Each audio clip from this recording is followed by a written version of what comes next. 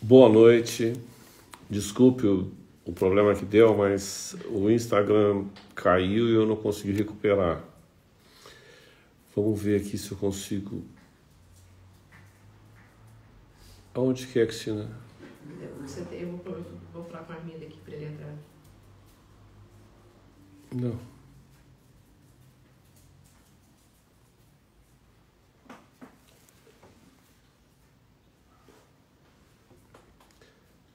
Tá entrando, eu vou chamar. Boa noite, só um segundinho aqui que eu preciso chamar o Armindo. Hoje nós vamos bater um papo gostoso, apesar de ter dado esse problema aí na entrada. Nós vamos falar na infertilidade conjugal a respeito do fator masculino, que tem uma importância enorme. Deixa eu só ver aqui a hora que Ele vai pedir para você. o Armindo acenar para mim aqui, eu já faço ele entrar. Aqui, ó.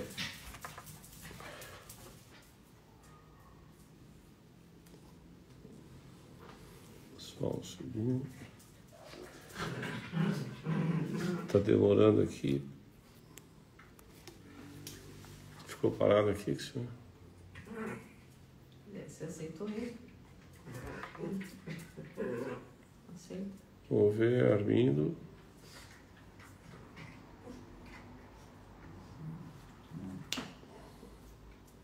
Você, Salomão, você tem que aceitar ele. Ele pediu já? Vamos ver aqui. Ele já apareceu o nome dele para você? Apareceu, aguardando. Aguardando o Armindo. Olá! Oi! Tava Oi, difícil aqui, Salomão. viu? Não é difícil? A tecnologia de vez em quando Caiu volta, né? o Instagram, não achava da clínica, não achava o meu. Isso acontece. Então Tudo bem aí, Joinville? tudo bem aqui. Aqui agora que está o auge do corona, né? A gente tem acompanhado aí, parece que agora complicou um pouquinho aí. Agora tá bom aí em São Paulo e aqui piorou. Pois é, hoje está tendo até congestionamento já. Armindo, então eu estava começando a falar. Eu vou fazer uma introdução aqui para a gente poder esperar mais pessoas entrarem, para a gente poder bater um papo sobre a infertilidade e dentro da infertilidade conjugal, o fator masculino, né? Sim, importantíssimo, né? Pois é. Eu acho que é importante a gente falar que quando a gente vai pesquisar o casal, a gente tem que ficar pensando que 40% é causa masculina, 40% causa feminina e 20% os dois. Isso altera um pouquinho porque 10% dos casos são sem causa e nós não vamos achar causa. É. A gente tem sempre que começar, quando está de frente com um casal infértil, eu vou falando assim a gente, porque eu e a Armindo tivemos muita coisa em comum, nós tivemos mais ou menos o mesmo aprendizado. Que faz pouco tempo, né, Armindo? Faz pouco. Sem contas, sem fazer contas. Então, o que é importantíssimo, que eu acho que a gente não pode nunca deixar de lado, que é uma boa história, né?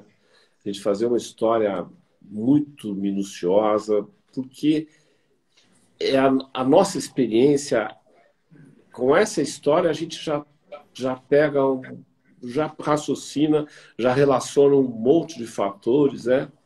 A gente já vai ver a história sexual do casal, perguntar, pensando agora, vamos começar a desviar para o homem. Então, pensando se esse homem já... Como é que é a vida reprodutiva dele do passado, a história sexual, se ele teve alguma cirurgia, alguma doença, a história passada dele pregressa. Então, depois dessa boa história, nós temos também que fazer um bom exame. Sim. Nós temos que avaliar esse homem, né? Ver o volume do testículo, ver a aparência, ver se a gente não encontra já alterações vasculares ao redor do testículo, algumas alterações que podem já ser alterações congênitas, né? Ver como é que está emergindo a uretra dele, ver se está tudo normal, o aparelho genital masculino que dê para você ver. Então, quando você vai pensar no que pode estar acontecendo com o homem, a gente tem que pensar numa série de coisas. Se o problema, pela história clínica, você já vai mais ou menos raciocinando. Se ele está tendo algum problema antes do testículo, no testículo ou depois do testículo. Por exemplo, assim, às vezes você fez exame físico e você percebeu que o testículo está muito pequeno, ou às vezes está ausente, ou às vezes passou, ele já vem com uma história de que um testículo dele não tem, ele não vê nada, pode ser que tenha ficado muito alto quando ele nasceu, que a gente chama de criptorquidia. A gente vai ter que ver se não teve nenhum passado, se não teve alguma alteração, falando antes do testículo, alguma alteração do comando do cérebro para o testículo. Essas alterações podem ser alterações hormonais, que a gente fica vendo que existiu, que ele apresenta, já só de olhar, só as características do homem já faz a gente pensar em certas alterações. E quando você tem que pensar se ali, pelo fato do comando do cérebro para o testículo, ele já pode apresentar algumas alterações no coito, da relação sexual. Sim. Ele pode apresentar já que você percebe, porque sintoma é o que o paciente fala. E sinal é o que você percebe e o paciente não está sabendo que você já está enxergando certas coisas. Ele pode ter uma alteração psíquica, né? Que junto com essa alteração psíquica, que veio do sistema nervoso, tem uma alteração hormonal. E pensando assim, antes do testículo, a gente nunca pode deixar de pensar no estilo de vida, por exemplo, se o uso de droga, listas, os ilícitas, alguma alteração que provoque esse problema antes do testículo.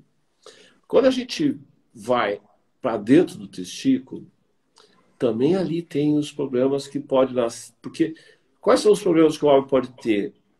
Ou ele tem um problema congênito já, uma alteração dentro do DNA dele, ele já nasceu com aquilo, com aquele problema genético, ou ele vai adquirir alguma coisa. A importância enorme hoje em dia é o estilo de vida. Novamente, o uso de droga, que aí fica tanto antes do testículo como depois. Ele pode ter alterações também do testículo, como alterações vasculares, assim, a fibrose cística. Pode até as outras lesões pós-testículo. Então, assim, vamos bater o papo, porque daí vem as coisas mais comuns que a gente encontra. As infecções, né? Ver o passado dele na história, a gente tirou, ver se ele teve uma cachumba, ver se ele teve aquele testículo alto, ver se ele tem os vasos, porque o testículo, ele é termostático, ele já é um órgão fora do corpo, exatamente para o ideal da formação dos espermatozoides. Então, se ele tem essas varizes ao redor do testículo, ele vai manter esse testículo numa temperatura acima do normal e que vai afetar a produção de espermatozoides pelo testículo. E depois a gente vai tendo que, conforme as alterações, nós vamos ter que ir raciocinando se a gente vai estudar a parte genética, se a gente vai estudar... E partimos para o principal exame do homem, que tem que ser a pesquisa do homem concomitante, junto com a pesquisa da mulher. Não dá para pesquisar um, depois pesquisar outro. Sim. Então, depois que você viu toda a pesquisa da mulher, o exame mais importante do homem é o espermograma. Sim. E esse espermograma não pode ser um espermograma feito em qualquer laboratório, que é feito em massa, não sei quantos espermogramas por dia. Tem que ser um espermograma específico para a medicina reprodutiva, né? Com certos critérios, com você tem que avaliar muito bem a quantidade, a morfologia, o formato do espermatozoide, a movimentação do espermatozoide. Então, eu acho que, assim, como introdução, a gente tem que pensar mais ou menos em um pouquinho dessas coisas que eu falei. O que você acha, Armindo? Sem dúvida, quando a gente vai fazer um tratamento, uma pesquisa, nós temos que pensar sempre no casal, né? Aquela história felizmente terminou, até falamos na nossa conversa passada, que o homem falava, olha, pesquisa a minha parceira, se não encontrar nada nela, eu faço o espermograma. Isso terminou. Então nós sabemos, você falou, 40% das causas são femininas, 40% são masculinos, e tem uma porcentagem aí que os dois têm algum problema e uma porcentagem que a gente não descobre a causa. E com o exame relativamente simples em relação aos exames que a mulher tem que ser submetida, o espermograma acaba sendo de uma relevância muito grande, né? E como você falou, o espermograma é um exame muito cruel, é um exame que tem que ser muito bem feito, né? Desde seu local da coleta, né? Nós ouvimos durante a vida, com certeza você ouviu também, relatos das condições onde esse espermograma era colhido, né? Aquela sala de espera cheia, O barulho batendo na porta. barulho, a funcionária chega numa sala de laboratório de manhã lotada, senhor Antônio do espermograma, não levanta ninguém, né? Daí a pouco levanta o seu Antônio devagarinho e vai falar, você me chamou, vai numa sala barulhenta, eventualmente um laboratório que tem uma demanda grande de pacientes, o homem está nervoso, não consegue fazer a coleta, a pessoa bate na porta, vai demorar, quer dizer, esse resultado já fica totalmente alterado. Então, nós já temos que começar a pensar no espermograma, acho que desde a maneira como ele é colhido, até a pessoa que vai realizar esse espermograma, né? Às vezes é feita a coleta, fica um tempão esse potinho lá do sêmen em temperaturas diferentes das temperaturas ideais. Tudo isso vai alterar a motilidade, principalmente, vai alterar uma série de parâmetros, então nós não sabemos o que nós vamos interpretar.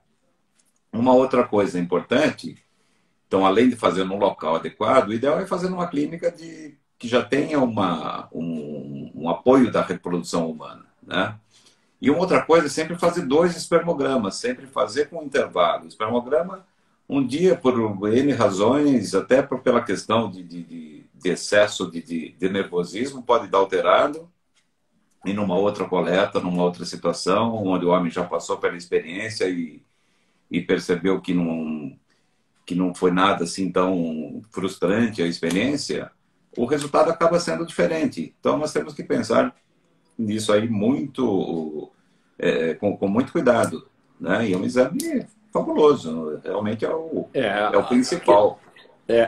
Mas além dele ser o principal, a gente tem que respeitar certas, que nem nós estamos falando, que o ideal mesmo é ele ser feito por pessoas que mexem em reprodução humana, porque tem a parte do laboratório nosso, que é a parte andrológica, a Sim. parte que vai mexer só com o sêmen.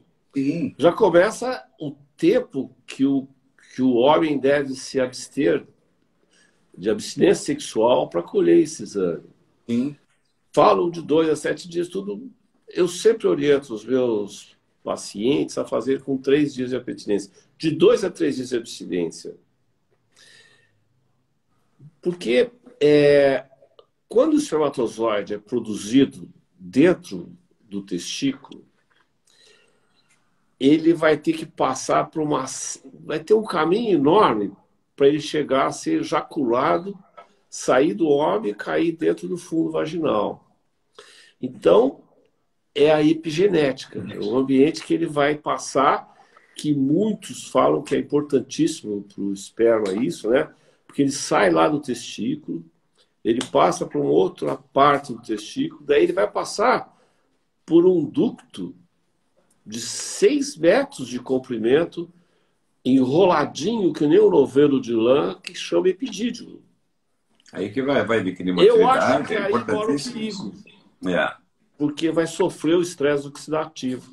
sim, E depois ele vai passar para um outro canalzinho, que é o ducto deferente, e vai se juntar lá com a vesícula que produz o sêmen, que é a vesícula seminal, e depois, com a ajuda da próstata, ele vai ser ejaculado para fora do organismo. Então você vê que tem várias estruturas aí, né? Que é exatamente. um problema pós-testicular. Sim.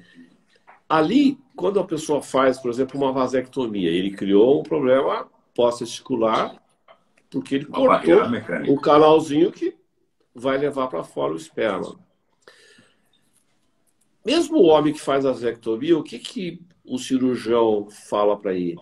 Que ele tem que ter 10 ejaculações para depois ver se realmente a vasectomia funcionou, se Sim, parou sim, de ter espermatozoide. Mas é mais ou menos o tempo que demora para ser esvaziado esse epidídimo aí de 6 sim, metros, enroladinho e oxidando. sim. Não sei se você lembra do primeiro trabalho que saiu do grupo de Israel, comparando os casais que faziam fertilização in vitro. Eles ficavam o tempo todo, o grupo, sem ter relações, e o outro eles fizeram o homem se masturbar todos os dias, até no dia anterior da fertilização. E deu em torno de 15% de diferença na taxa de gravidez.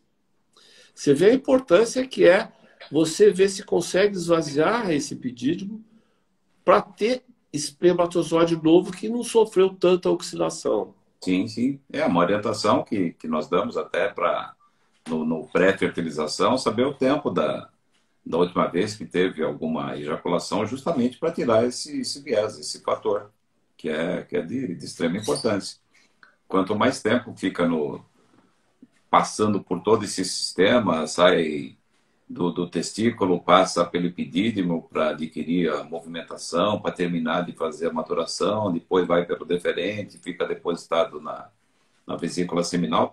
Em todos esse trajeto pode sofrer algum dano. Então, as coisas têm que ser muito bem analisadas para saber se algum desses locais, né, você consegue fazer o diagnóstico, eventualmente até tratar. A principal causa dessas alterações todas, desse estresse que passa o espermatozoide é a varicocele, que é a causa mais comum, né? É a primeira. A primeira, né? Então, a varicocele, quem não sabe, é a dilatação das veias de um plexo chamado pampiniforme. E justamente o testículo, ele está fora do corpo porque ele tem que ter uma diferença de temperatura, está no saco escrotal, porque ele tem que ter uma diferença de temperatura em relação ao restante do corpo. Então, quando existe essa dilatação, então formando essas varizes, que tem a mesma origem das varizes nas pernas, a mesma origem das varizes perianais, que são as hemorroidas, fica aquela estase de sangue, aumentando a temperatura, e aí que começa todo o dano no espermatozoide. É a causa mais frequente de infertilidade, né? Mas a grande maioria dos homens com varicocele não é pelo fato de ter varicocele que ele vai ser infértil. A maioria dos homens com varicocele tem fertilidade. Essa é a boa notícia, né? E a varicocele do lado esquerdo, a partir de uma certa idade, até por questão de hidrostática, né? Ela acaba sendo, ela é mais frequente. A veia gonadal, ela desemboca na veia renal em ângulo reto, então fica aquela pressão de líquido e faz com que essa veia se dilate mais, diferente do lado direito, que existe uma outra anatomia, Vascularização. né, da parte vascular. Armindo, passando por esse foco, por esse ponto, varicocele sendo uma das principais causas da alteração e da infertilidade masculina, né? Ela a gente sabe que ela está abraçando ali o testículo, esses vasos dilatados, né? Porque perdeu a capacidade do retorno venoso, então eles ficam alterados e ficam esse sangue estagnado nesse órgão que deve ficar mais ou menos 1 grau abaixo da temperatura do corpo. Sim, Por isso sim. que a gente, no frio, você vê o testículo elevado, no calor, baixado. A gente orienta, às vezes, as pessoas que usam a roupa muito justa, que Sim. mantém o testículo muito perto do corpo, aquecendo, fazendo o papel Aquecendo. que nem dessas varizes fazem É. ali. O fator comum é a temperatura. É. Esse fator tão importante, a varicocele, a gente tem que não abandonar e não deixar de pensar na parceira, na mulher, né? Sim. Porque o tratamento dessa varicocele vai ser exatamente... Nós não podemos deixar de pensar no tratamento da varicocele e a idade da mulher. Sim. Porque pode, simplesmente, você não ter chance de fazer, por exemplo, um tratamento cirúrgico. Não Hoje ter tem tempo, tratamento né? microcirúrgico da Sim. varicocele, né? Exato. Muitas vezes a gente não pode esquecer e perder tempo, né? Não pode, de querer tratar uma determinada situação e Uma para a mulher gente com mais de saber 35 anos, né? exatamente com uma diminuição de reserva depois da cirurgia de varicocele, você tem que esperar um tempo. A gente tem que lembrar que o tempo da espermatogênese é em torno de 70 dias. Então, são 2 meses e pouco. Isso para um casal que está querendo engravidar e dependendo da reserva ovariana, é uma situação muito difícil de se administrar. Até quando nós pensamos em tratamento clínico, suplementação, talvez a gente fale mais para frente, né? O homem recebe lá as orientações de alguma suplementação, 15 dias depois ele vai repetir o espermograma e está igual. Vai estar igual mesmo, né? O tempo da espermatogênese é em torno de 70, mais ou menos 4 dias. Então, tudo que ele está fazendo naquele momento vai se refletir no ejaculado daqui a 70 dias. Então, isso tudo tem que ser muito bem orientado para a pessoa não se frustrar e achar que, eventualmente, o tratamento não está surtindo efeito. E, às vezes, nós não temos tempo. Precisamos partir para alguma técnica de fertilização assistida, porque não adianta esperar melhorar o espermograma, e quando melhorar o espermograma, o ovário já não tem mais óvulos. Eu acho que esse raciocínio é primordial, assim. Tudo vai depender se tem tempo hábil para a paciente esperar ou não. Exatamente. Se tem tempo hábil para o ovário da esposa esperar ou não. Se tem tempo hábil, se existe óvulo, Sim. uma reserva ovariana ali ou não. Porque às vezes também não pode... Nós temos que pensar que a mulher, e cada vez mais a gente está pegando isso, a mulher às vezes tem 30 anos, quando você vai ver, a reserva ovariana dela está lá embaixo. Sim. Então ela já vai para uma parte que é a urgência do tratamento, né? Sim. Daí às vezes a gente não tem tempo de muita coisa, porque tem um outro fator junto aí que é o imunológico. Sim. E nós às vezes não podemos ter tempo de chegar a descartar tudo para ficar com o imunológico. Sim, sim. Então nós temos que partir para um tratamento mais eficaz. E quer queira, quer não, o que nós melhor temos para fazer uma paciente engravidar o quanto antes é a fertilização in vitro. Sim. Então eu acho que tem que sempre estar do lado ali para saber se tem tempo hábil para fazer cirurgia, corrigir a varicocele e não perder tempo, porque esse tempo pode custar muito caro em termos de fertilidade para o casal. Né? Exatamente. O ideal é que se fizesse toda a situação paralela, se melhorasse a condição feminina, melhorasse a condição masculina. E dependendo da situação também, não se correr tanto. Por exemplo, quando nós vamos falar em causas de infertilidade no homem, falamos que a varicocele seria a primeira, mas a segunda seria o estilo de vida. Você falou, o homem com obesidade, o tabagista, o fumante, o usuário de drogas ilícitas, aí, ele vai ter um dano para o espermatozoide muito grande. Ele pode até ter um espermograma do ponto de vista numérico, do ponto de vista de motilidade, normal, mas essas células vão estar danificadas, vão ter o que nós chamamos de um estresse oxidativo. E muitas vezes nós precisamos ter um tempo para fazer esse tratamento, mesmo com espermograma normal. Ou seja, são aqueles casais que nós vemos que o homem, o casal está fazendo um tratamento, você está conseguindo obter embriões, essa mulher começa a ter falhas de implantação e começa a ter falha de implantação, começa a ter abortamentos, e você tem que procurar a causa. E muitas vezes a causa estava no homem. O homem, até pouco tempo, ele estava um pouquinho fora da jogada de fertilidade. Sempre se pensava, quando um casal não engravidava, sempre se olhava para a mulher, né? Então nós sabemos hoje que o homem, a partir dos 45 e principalmente a partir dos 50 anos, eles têm uma chance maior de ter crianças com transtornos do espectro autista. Então, coisa que não se falava no passado. Então, nós temos que... Autismo e esquizofrenia, né? Exatamente. Então, nós temos que pensar nisso. E no homem, nós falamos das mulheres que estão engravidando mais tarde por conta de carreira, enfim, por uma série de situações da vida moderna. E nós ficamos sempre falando da preservação da fertilidade, do congelamento de óvulos para aquelas mulheres que estão esperando em adiar a maternidade, mas acho que nós teríamos que começar também a falar para esses rapazes que estão aí adiando a paternidade, que tem alguma situação que vá deteriorando o seu espermograma, também pensar em fazer o congelamento e preservar a fertilidade do homem, né? É uma coisa importante que a gente precisa começar a pensar nesse assunto também, né? Viu, Armindo? Eu fico pensando, a gente precisa, além como é um fator multifatorial, o problema masculino, o fator masculino, ele tem uma origem que a gente precisava dos pediatras.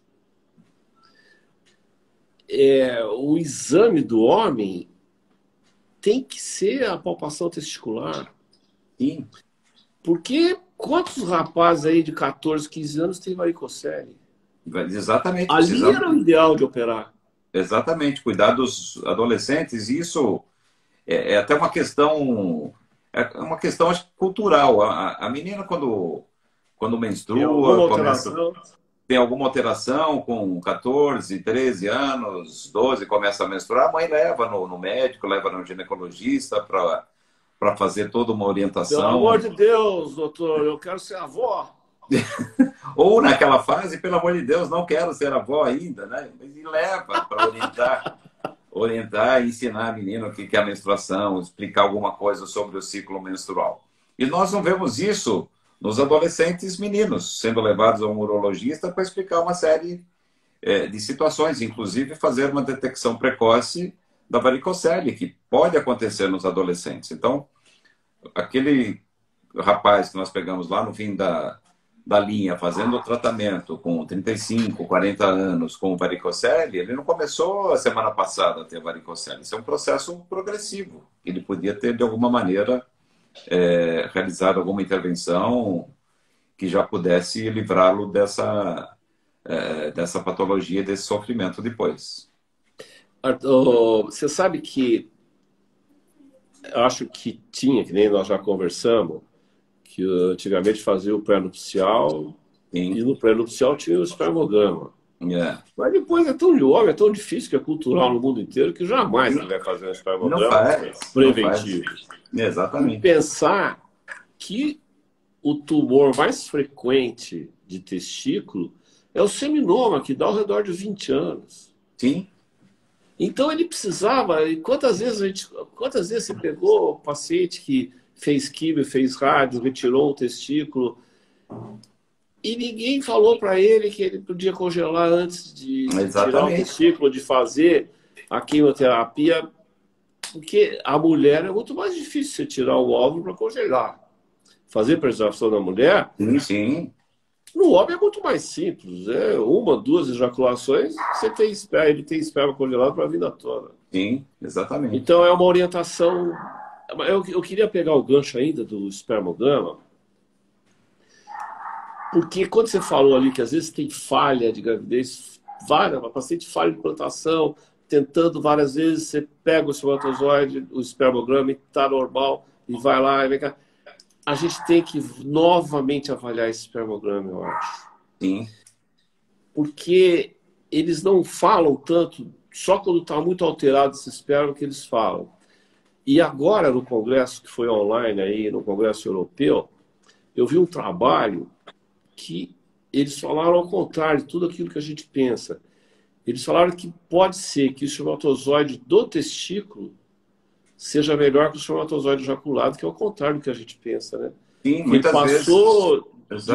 Ele deixou de passar por todo o caminho que ele tem que passar, que é o ambiente, que é a epigenética, e pode ser que esse caminho atrapalhou um pouco a saúde dele.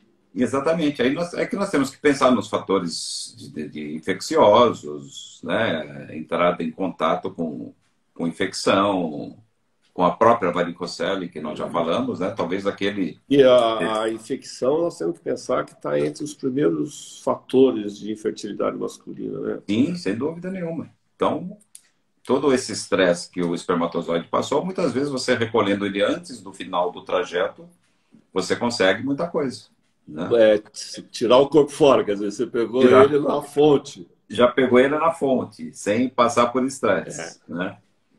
Então, aí quando a gente vê o espermograma, às vezes eu recebo o paciente que fala assim, não, eu passei falando, tá tudo normal, o espermograma é normal. Mas a avaliação de quando você olha o espermograma, você não pode deixar de prestar atenção com detalhe nele, né? O pH, como é que está o pH desse esperma? Exatamente. O volume, se tem viscosidade, se o tempo que ele fez, se fez. Aí está a importância desse espermograma ser feito num serviço bom. De preferência num serviço de reprodução humana, né? Sim, sem dúvida. Porque daí nós vamos passar...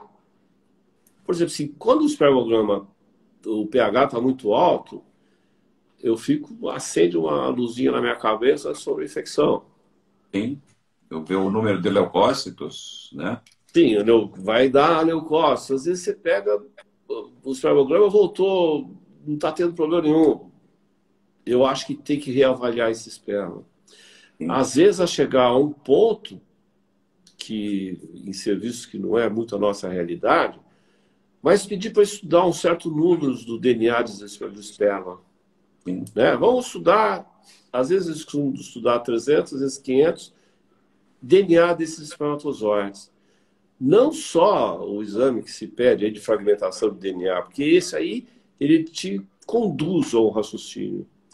Mas o estudo e aborto de repetição, quando você já fez toda a avaliação da mulher, tudo, você tem que dar uma olhada, acho que, no estudo genético do espermatozoide.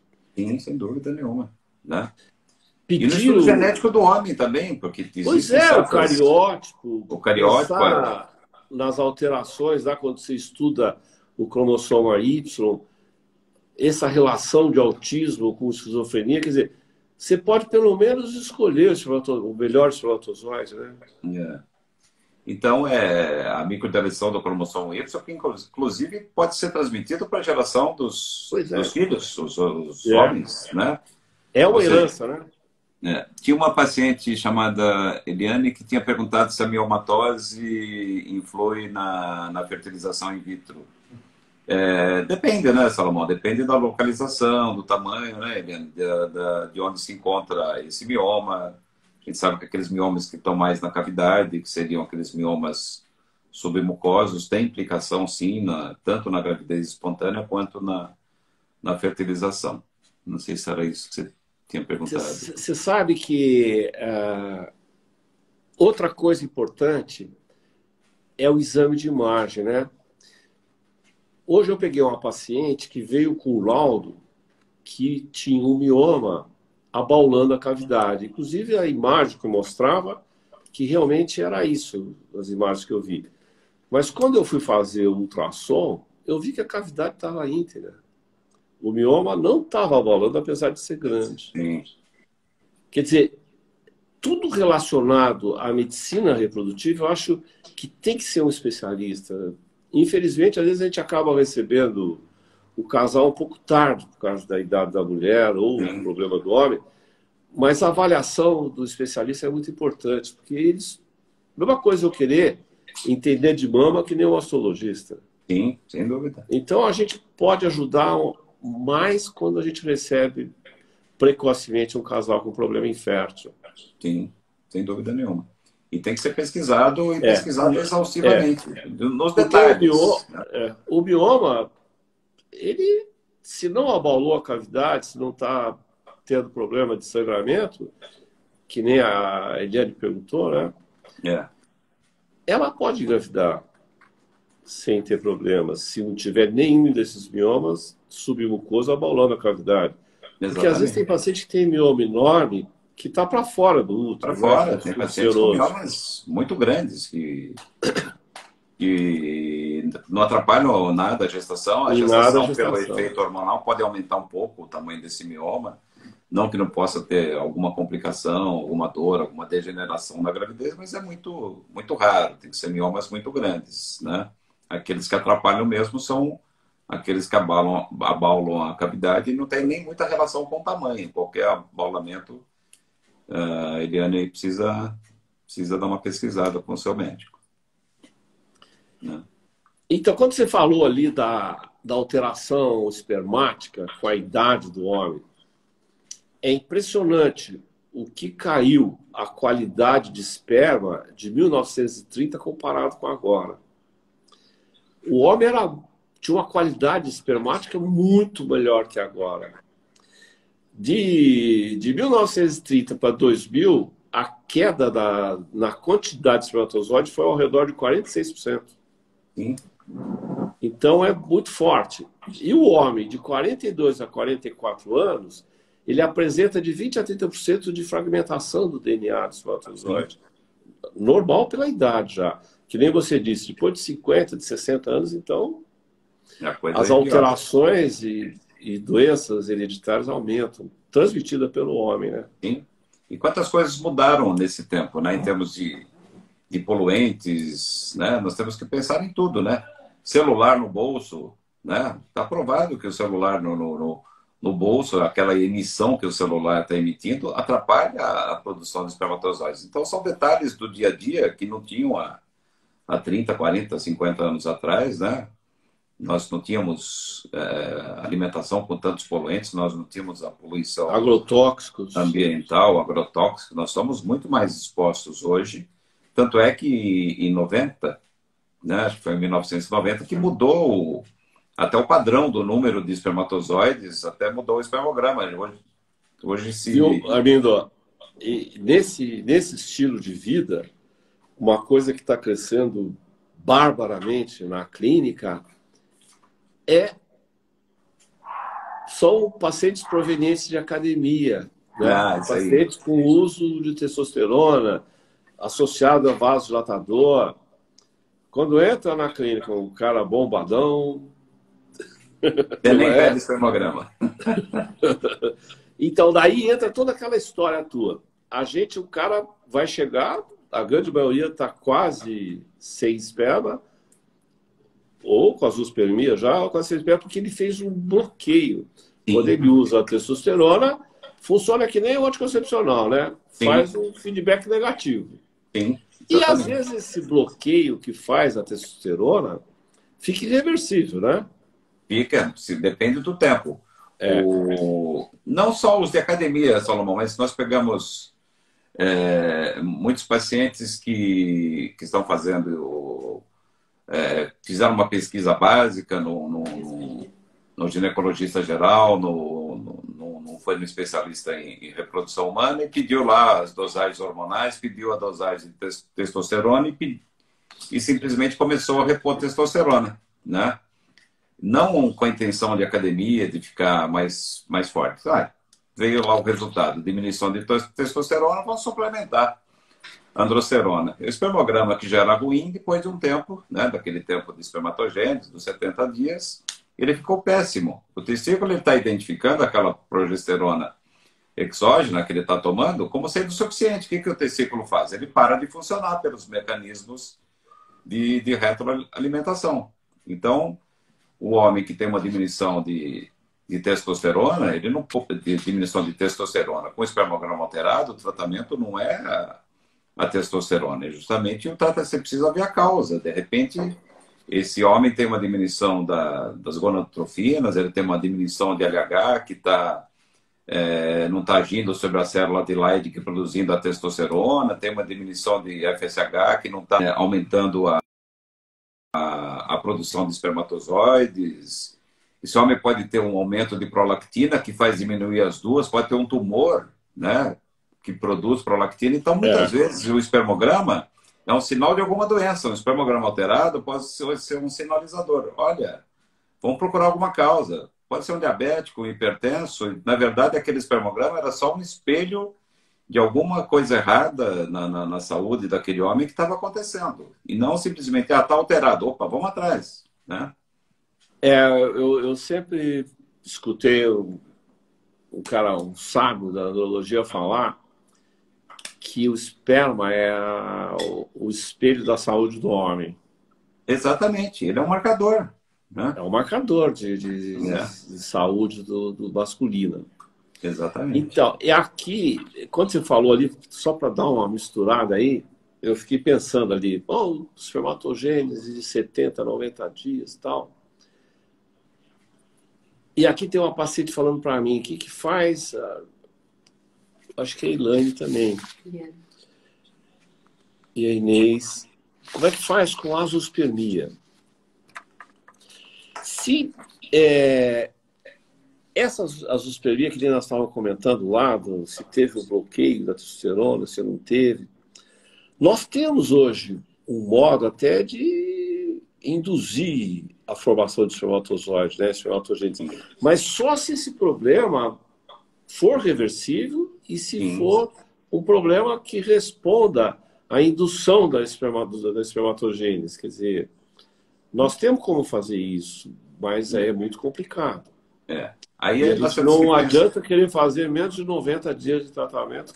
Não adianta querer 15 dias. É o tempo para formar o espermatozoide. Exatamente. Então, no caso da azoospermia, tinha uma paciente que tinha perguntado, acho que a primeira situação a fazer o diagnóstico, se essa azoospermia é obstrutiva, ou seja, o espermatozoide está sendo produzido no testículo e simplesmente ele não está encontrando a via de saída por N causas, né? Desde a fibrose cística que você falou, e causas infecciosas que levam a uma estenose dos canais de liberação dos espermatozoides, ou uma azoospermia que não seja obstrutiva, ou seja, de formação testicular, aquele menino que teve a cachumba na infância, aquele menino que teve a criptorquidia não descida do testículo e que não foi feito o tratamento a tempo, aquele testículo ficou atrófico, ele não tem espermatozoide, então ele não pode produzir aquilo que não tem. Né? É igual a mesma história que nós falamos da outra vez na mulher na menopausa. Ela não vai produzir, você não vai conseguir com medicamentos, aumentando a dose de medicamento, dose de gonadotrofina, para tirar aquilo que já não existe no ovário. Para o homem é a mesma coisa. Se for uma causa obstrutiva, você vai fazer uma punção no epidídimo, vai fazer alguma cirurgia testicular e tentar recuperar algum espermatozoide. Né? Mas se ele tem um dano na produção do espermatozoide, não tem o que fazer. Né? Ali, os exames já dão para a gente uma dica, né? Sim. Por exemplo, se quando você pede a parte hormonal do homem, você já tem uma ideia.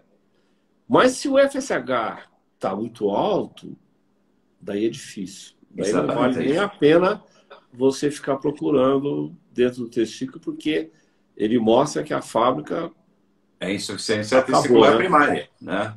Não tem.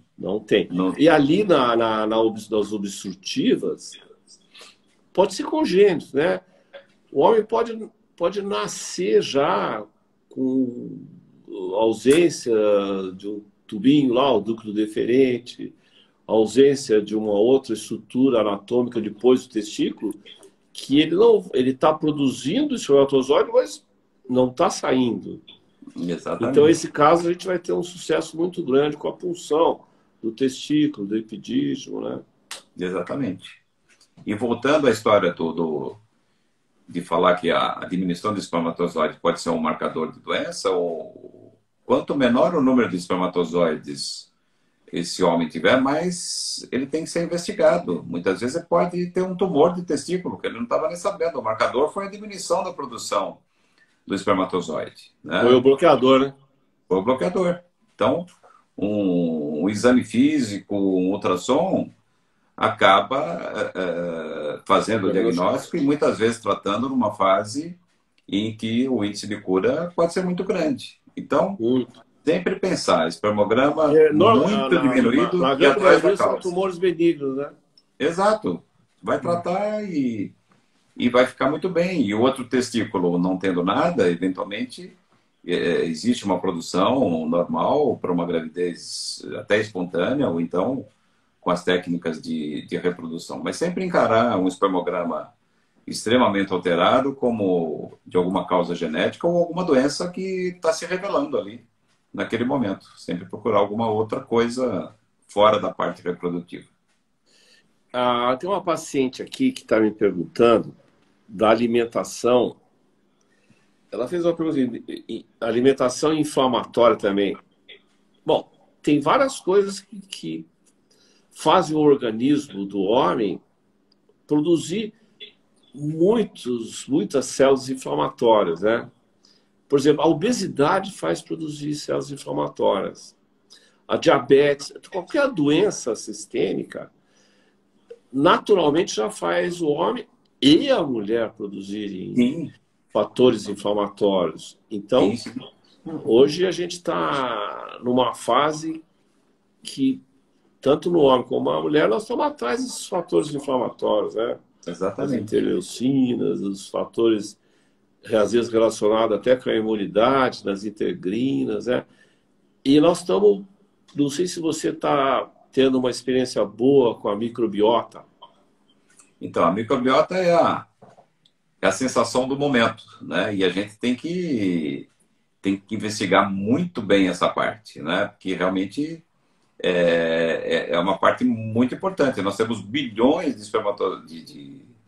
de bactérias, são as bactérias do bem, e essas dietas inflamatórias, né? Das pacientes com obesidade, as pacientes que comem muito açúcar refinado, a farinha branca, elas têm uma alteração dessa microbiota intestinal muito grande, sem falar também da microbiota uterina. Então, essas pacientes nós temos que encaminhar, tanto o homem quanto a mulher, para que façam uma reeducação alimentar. Aí entra o papel da nutricionista. Eu preciso passar a bola para a nutricionista, né, da clínica.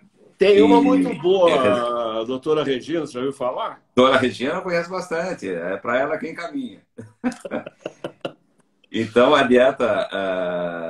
dieta anti-inflamatória, vamos dizer assim, seria o segredo disso tudo, né? Então, o obeso, ou a mulher obesa, ou o homem obeso, qual que é a grande preocupação? Já automaticamente já pensa em doença cardiovascular, infarto, AVC, mas nós temos que lembrar que o espermatozoide e o óvulo são células como outras quaisquer. Então, elas estão recebendo o mesmo impacto negativo dessas agressões da dieta, dos poluentes. Então, tem que se pensar em tudo, né? Dos adoçantes artificiais, dos embutidos, que tudo tem uma quantidade muito grande de química para que... Até a Manuela está me perguntando aqui se a acidez impede a gravidez. Acidez vaginal? Eu acredito que sim, né? Bom, qualquer alteração, se não for o pH natural... Então, o pH natural da vagina já é mais ácido, né? Agora depende o quanto de acidez isso aí precisa determinar. A acidez vaginal, ela é natural para a mulher, mas ela é um terror para o espermatozoide. Sim, então. Então Então ele depende tem que do se grau. livrar logo ali da vagina e comer. Exatamente. Só Passar um pouquinho, pelo. quando o nosso tempo está esgotando aqui, É, eu estou vendo que tem umas perguntas aqui, Armindo, da Vivian, da Eliane, outra vez, da Paula. Elas estão preocupadas com inseminação artificial, fertilização, quando tem problema de esperma.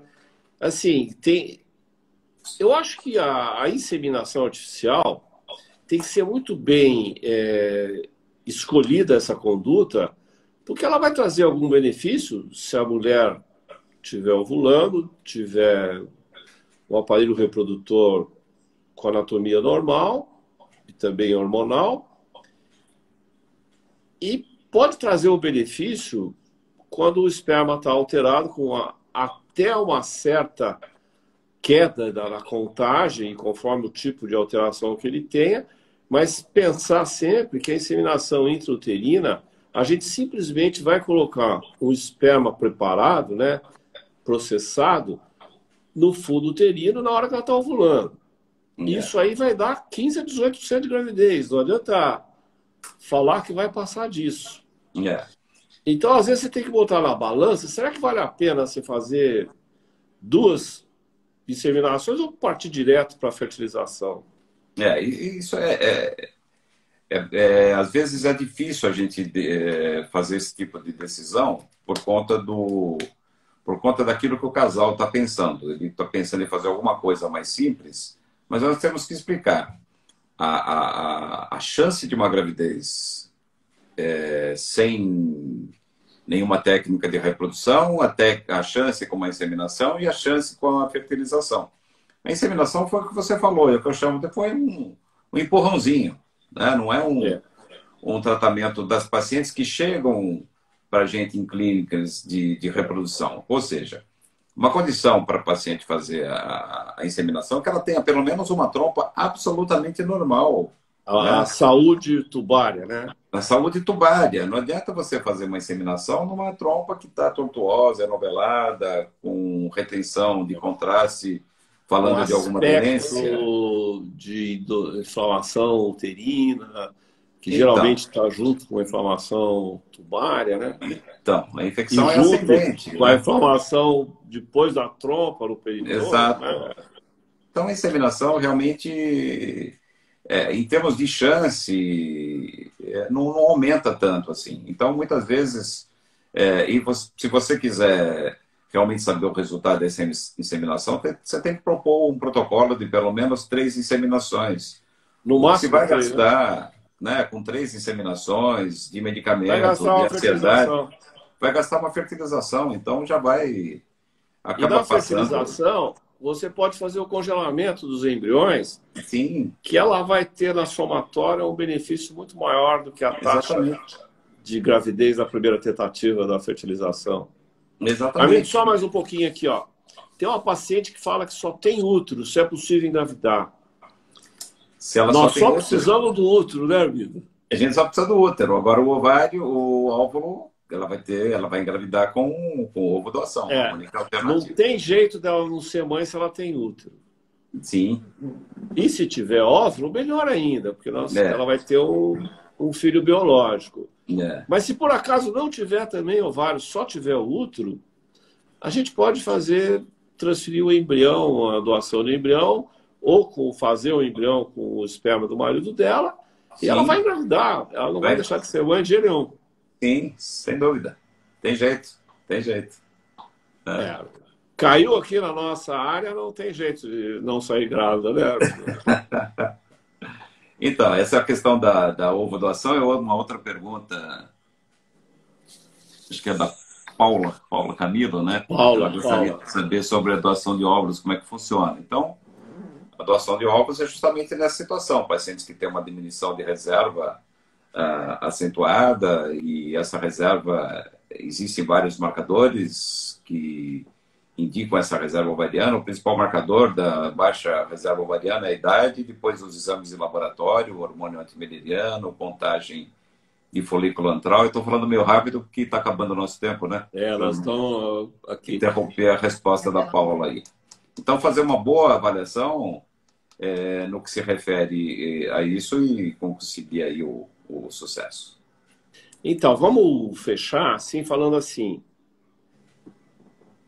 Só não é mãe, só não é pai aqui que nós estamos discutindo o fator masculino em homenagem ao Dia dos Pais aí que está chegando, né? Está chegando, está breve. Pois é. É muito difícil não ser pai ou não ser mãe, não, Arlindo? Exatamente, é muito difícil. O caminho, às vezes, eu sempre falo, o caminho vai ter umas pedrinhas, vai ter hora que a gente vai ter uma plaquinha, vai ter que E decidir também, se assim, vira à direita ou à esquerda, mas se consegue. Mesmo que chegue ao extremo de não existir espermatozoide ou não existir óvulo, quando o pai ou a mãe pegar um bebê no colo, mesmo sendo oriundo de uma esperma doação, de uma ovo doação, é muito bom. Ele não vai nunca... Ele vai deixar de pensar a hora que chamar ele de pai, a hora que mexer dentro da barriga da mãe, já com 4 meses, ele já vai esquecer tudo no meu modo de pensar. Esquece tudo. Foi o que nós falamos na outra conversa nossa, que entra até a epigenética aí, que essa troca que existe com a mãe, isso tudo acaba... Ninguém vai pensar biologicamente, ficar pensando na dupla hélice do DNA, que veio da onde. Ninguém pensa isso. Deu o primeiro chute. Arlindo, o que vai pensar em 2 células, o espermatozoide e o óvulo, perto de um oceano de células que é o bebê? Exatamente. Então, isso acaba se diluindo realmente na mente da pessoa. O casal vai ser feliz, ele não vai ter problema nenhum, do que não querendo, mas ficar na fila de adoção, você não sabe o que você vai pegar. Hoje em dia, a grande maioria que doa óvulos ou que doa recém-nascido, que doa recém-nascido, são viciadas em crack, elas se drogam até a hora de nascer. O que eu tenho de criança que chega ali com convulsão, com uma série de coisas. E eu acho que a mãe precisa gerar, a criança precisa crescer dentro dela, crescer escutando o som da respiração, da voz, uma série de coisas que entra aí de genética aí, e que a mãe vai ficar barriguda, ela precisa disso. Precisa fotografar nascendo o nenê. Acho que é muito importante, mesmo para a criança, para todo mundo. Sem dúvida. E como você falou, nós fizemos essa live falando um pouco do fator masculino, até para fazer uma homenagem aí aos pais, os papais atuais, futuros e os futuros, E os futuros, né? E uma coisa muito, muito interessante que aconteceu comigo a semana passada, eu estava conversando com o casal na maternidade, tiveram um filho, e o marido me fez uma confissão. Pô, doutor, eu sempre fico meio para trás, né? Desde que não vou falar o nome da paciente, desde que ela engravidou, nós estávamos juntos, o casal, ele quando ficou chegava do lado. alguém e falava, olha, fulana está grávida, virava para ela e falava parabéns, e nunca falava parabéns para mim. Então, pessoal, por favor, não vamos dar parabéns para os dois, os papais, né? Aí. Homenagear os papais. Tomara que no ano que vem, sem ser esse domingo, outros tentantes, as tentantes, consigam festejar um Dia dos Pais. Exatamente. Muito bom. É muito bom, mas isso que você falou é uma verdade. Nós temos que acostumar, porque o homem, quando nasce o nenê, ele é meio esquecido, né? Não, e essa história do parabéns... É difícil. Pô, eu estava do lado dela, a pessoa virou do lado, virou para a mulher e falou parabéns. E para mim ele não falou nada. Mas isso é mais ou menos assim mesmo. Então, acho que nós conseguimos dar uma demonstração aí de tudo que pode ser feito. Mas o fator masculino é muito importante, é igual ao fator feminino. Sem dúvida, é a mesma coisa. E a gente está cada vez mais avançando no tratamento. Nós estamos também olhando mais para o homem, porque na verdade é que a gente olhava muito mais para a mulher também. Sim. Porque o homem até 92, a gente quase não tinha tanta coisa para fazer quando o problema era muito forte. Sim. Depois que surgiu a injeção intracitoplasmática do espermatozoide no óvulo, é que nós criamos nós tivemos mais armas, mais instrumentos para lidar com a infertilidade masculina, não? Sim, foi grande. A cada tempo aparece um grande avanço. Na década de 90 foi o ICSI, a injeção intracitoplasmática. Mas acho que foi o grande marco na infertilidade masculina. Sem dúvida, né? Que era o tipo da situação que a gente chegava e falava, olha, eu não tenho o que fazer, né? E a partir daí foi um grande momento que revolucionou realmente.